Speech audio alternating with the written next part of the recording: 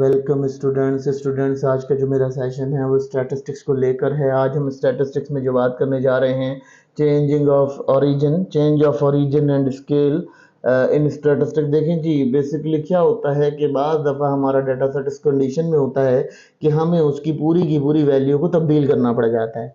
अब उस वैल्यू को तब्दील करने के लिए हमें लाजमी तौर पर डाटा सेट के अंदर कुछ अमेंडमेंट्स करनी पड़ती हैं, जैसे कि मल्टीप्लाई, डिवाइड और उसको एडिशन, सब्ट्रैक्शन, ये तमाम एक्टिविटीज़ करनी पड़ती हैं, जिससे हमारा डाटा जो है वो एक फ्लोरिश फॉर्म में आता है। इसलिए हम क्या करते हैं, हम इसको कहते हैं चेंज ऑफ ओरिजिन और change of origin and scale. यानी हम क्या करते हैं, इसमें डेटा का ओरिजिन चेंज कर देते हैं और इसके अलावा हम क्या करते हैं, हम उसका स्केल बदल देते हैं, यानी डाटा के अंदर ट्रांसफॉर्मेशन ले आते हैं। बेसिकली ट्रांसफॉर्मेशन क्यों लाते हैं, क्योंकि हमारा डाटा बहुत ज़्यादा कंफ्यूजिंग होता है, ओपन एंडेड डाटा होता है। जब ओपन एंडेड डाटा होता है तो ऑलमोस्ट हमें उसको कवर अप करना पड़ता है, उसको जो है वो हैंडल करने के लिए उस डाटा को क्लैरिफाई करना पड़ता है। तो ये सिस्टम जो है वो हमारे पास होता है, हम इसको डिस्कस करते हैं। देखिए जी, पहले हम इसकी डेफिनेशन से बात कर लेते हैं जी। इसका पहला हम बात करेंगे changing of origin. Changing of origin में हम क्या करते हैं, हमें ज़्यादातर ऐसा करना पड़ता है कि हम इसके अंदर एडिशन और सब्ट्रैक्शन करनी पड़ती है कोई कांस्टेंट वैल्यू के साथ, जिसमें हमें क्या होता है कि हमारा जो कांस्टेंट डाटा होता है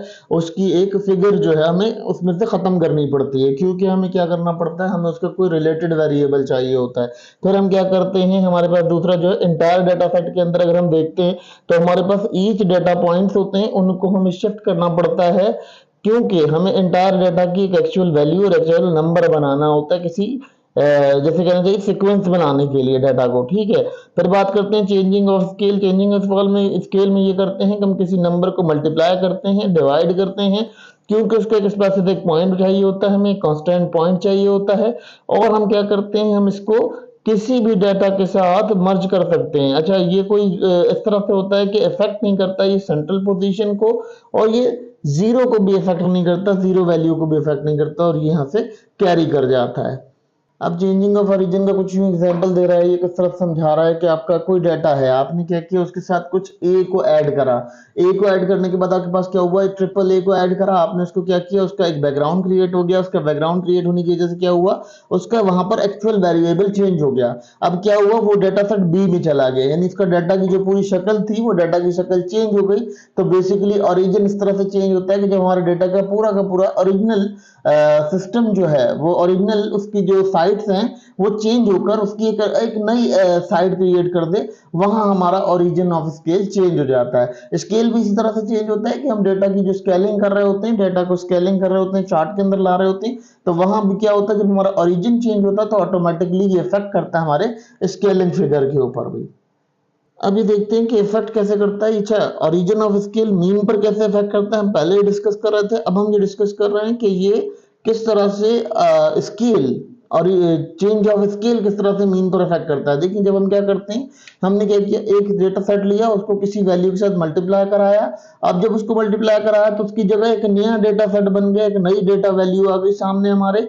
तो ऑलमोस्ट इसने क्या किया, इसने हमारे जो प्रीवियस डाटा की कंडीशन थी उसको हैंडल किया, उसमें हमने कुछ कंट्रोल वेरिएबल ऐड किए, कुछ एरर्स रिमूव किए, और उसके बाद एक डाटा जो है हमारा जो जिसे कहना चाहिए कि मैन्युफैक्चरर फॉर्म में था, वो उसको हमने एक जिसे कहना चाहिए मैन्युफैक्चरर फॉर्म में था, हमने उसको एक रॉ फॉर्म में था, उसको एक मैन्युफैक्चरर फॉर्म में कन्वर्ट कर दिया। रॉ डाटा को हमने मैन्युफैक्चरर फॉर्म में जो कन्वर्शन की है, ये conversion basically origin of scale और ओरिजिन कहलाती है। यानी ओरिजिन का चेंज ऑफ ओरिजिन और चेंज ऑफ स्केल जो है वो कुछ इस तरह से कहलाती है कि रॉ डाटा को जब हम मैन्युफैक्चरिंग डाटा में कन्वर्ट करते हैं तो ये हमारा कंसीडर किया जाता है स्केल ट्रांसफॉर्मेशन। अब बात करते हैं, बहुत दफा हम जब मीन का डाटा देख रहे होते हैं तो हम वहां पर कंबाइन ओरिजिन और स्केल को कंबाइनली चेंज करते हैं, ट्रांसफॉर्म करते हैं। अब इस ट्रांसफॉर्मेशन को कैसे करते हैं, अगर हम देख लेते हैं, यहाँ पर कंडीशन कुछ इस तरह से हो जाती है कि आपके पास जो सिस्टम है उसमें क्या किया, आपने पहले ए के साथ छेड़छाड़ की, एक डेटा लिया, एक डाटा सेट के अंदर ए डाटा था, ठीक है, उस डाटा के साथ आपने क्या किया, एडिशन और सब्ट्रैक्शन की। उसके बाद आपने क्या किया, उसी डाटा को किसी वैल्यू से मल्टीप्लाई कराया, और जैसे लगे दर सपोज हम फ्रीक्वेंसी की भी बात कर रहे थे, लास्ट सेशन में हमने मिड पॉइंट की बात की है। मिड पॉइंट की जो बात की है, मिड पॉइंट की बात में हम यही कर रहे हैं कि हमने फ्रीक्वेंसी अलग करी, हमने उसका जो मिड पॉइंट था वो अलग करा, दोनों को मल्टीप्लाई भी करा, डिवाइड भी करा, और एक दूसरे को डिवाइड करने के बाद जो हमारे पास सिस्टम आया वो डेटा का बिल्कुल एक नई शक्ल निकल है, एक नया मीन निकल आया। जो मीन निकला वो एक नई सूरत अख्तियार कर गया। तो इस तरह की कंडीशन को ये कह रहा है कंबाइंड ओरिजिन और स्केल, यानी कंबाइन ओरिजिन और स्केल किस तरह से होगा? आपने एडिशन भी की, सब्ट्रैक्शन भी की, उसके बाद आपने डिवीजन और मल्टीप्लिकेशन की एक ही डाटा के ऊपर। अगर इसके एग्जांपल की बात करूं तो सबसे बेहतरीन एग्जांपल मैंने लास्ट सेशन के अंदर मिड पॉइंट को डिस्कस किया है, वहां मिड पॉइंट को डिस्कस करना वो बेस्ट एग्जांपल आपके लिए मौजूद रहेगा। हमने इसमें क्या किया, उसमें हमने एक नंबर ऑफ क्लास बाउंड्रीज निकाली, मिड पॉइंट निकाला क्लास का, उस क्लास मिड पॉइंट को हमने क्या किया, उस क्लास मिड पॉइंट में नंबर ऑफ फ्रीक्वेंसीज को फाइंड किया, नंबर ऑफ फ्रीक्वेंसीज को फाइंड करने के बाद हमने नंबर ऑफ फ्रीक्वेंसीज को क्लास बाउंड्रीज से मल्टीप्लाई कराया, क्लास बाउंड्री से मल्टीप्लाई करा के हमारी एक और फिगर आ गई। उसके बाद हमने क्या किया, उन फ्रीक्वेंसीज को भी ऐड करा और क्लास बाउंड्रीज के साथ जो हमने मल्टीप्लाई करके प्रोडक्ट निकाली थी उस प्रोडक्ट को भी ऐड करा। तो उसमें क्या निकला हमारे पास जो दोनों चीजें आई, हमारा सेट ऑफ डेटा चेंज हो गया। फिर हमने क्या किया, हमने ऑब्जर्व वैल्यू को और जो ऑब्जर्व वैल्यू थी और जो वैल्यूज थी उनको हमने प्लॉट किया, और प्लॉट करके इसकी डिवीजन करी, और डिवीजन करके बिल्कुल वेटेड मीन की तरह हमने उसका बिल्कुल से अलग से सेटअप निकाल दिया। तो बिल्कुल इसी तरह से हम ओरिजिन और स्केल को हम इसी तरह डिफाइन कर सकते हैं। इस तरह के कुछ एग्जांपल्स हैं, जिस एग्जांपल्स को हम यहाँ डिफाइन कर रहे हैं, आइडेंटिफाई कर रहे हैं, ताकि स्टूडेंट्स को समझ में आ सके। देखें, अगर हमने क्या किया, हमने कोई डाटा सेट ले लिया स्कूल की, हमने ग्रेडिंग शीट ले ली, ग्रेडिंग शीट के अंदर हमने क्या किया, हमने वहां पर रैंकिंग कर दी बच्चों की।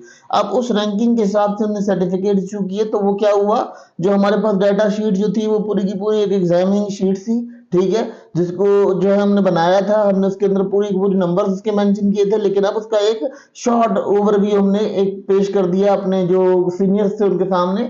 तो शॉर्ट ओवरव्यू से क्या हुआ, हमारे पास एक डाटा सेट ऑफ ऑब्जर्वेशन निकल आया। वो डाटा सेट ऑफ ऑब्जर्वेशन भी हम यहाँ कंसीडर कर सकते हैं कि डाटा जो ओरिजिनल डाटा था उसका हमने एक फेस डाटा बना लिया, फेस डाटा से इसको डोनेट कर दिया। तो ये कंडीशन आपकी जो है वो change of origin and scale वाली सिचुएशन में चला जाता है कि आपका डाटा की ओरिजिन भी चेंज हो गई और स्केल भी चेंज हो गया। देखिए स्टूडेंट्स, बेसिकली ये है तो बहुत मामूली सा कंसेप्ट, मगर इस कंसेप्ट को समझने के लिए बहुत ज़रूरी है आपके लिए कि आपको ओरिजिन और स्केल की वैल्यूज का पता हो। ओरिजिन जब हम चेंज करते हैं किसी भी डाटा सेट का, तो वहां हम एडिशन और सब्ट्रैक्शन करते हैं उस डाटा के साथ, ठीक है।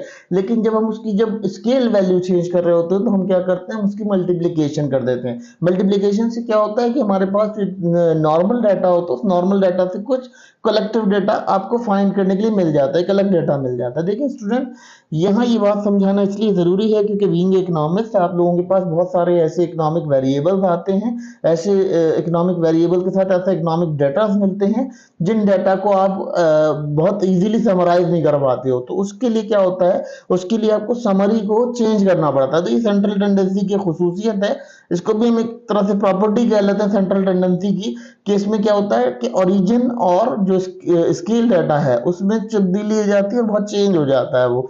क्यों? क्योंकि उसकी जो मीन पॉइंट होते हैं, मिड पॉइंट्स होते हैं, वो चेंज हो जाते हैं।